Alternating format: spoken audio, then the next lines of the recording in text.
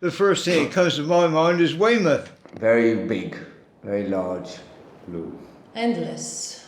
Something, a mystery. Fear. Huge, massive. Tranquility. Big. Life. If we don't know much about it, and like the life that's at the bottom of the sea, it's still almost like completely unexplored. I was in the sea yesterday, or the day before yesterday, and I realised how terrified I was of the deep dark spaces. I wanted to film a scene where a person with a passport was crossing the sea on a ship, and I wanted to I was with my friend, and I wanted to film the passport, which is fake, being thrown into the sea. I think of myself as being quite a brave person, but I was swimming a lot faster and with a lot more panic. When I go to bed, the last thing I hear is the waves coming ashore. And when I wake up, the first thing is the waves that I hear. I sort of think of like sort of South Pacific, where it's just huge waves and you'll never see land for weeks on crossing a boat.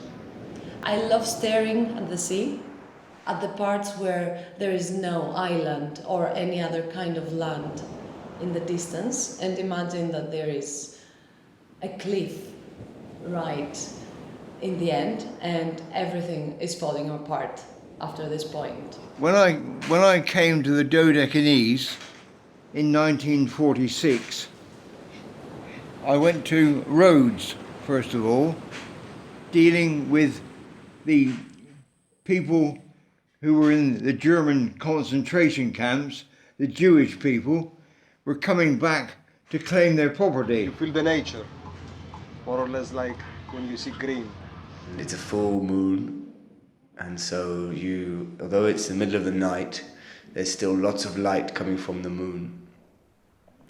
And you can see all around you, and there's no wind, there's no noise, it's just still ocean, you know? And in every direction that you look, all you can see is the sea. And then you get just like, you know, these big blue whales, the ones which are like 80, 90 meters long, it just comes just slowly passes you. And you know, it probably wouldn't try and eat you, it probably wouldn't even notice you there, but to me I think that would be scary enough to kind of, you know, have some kind of heart attack or something.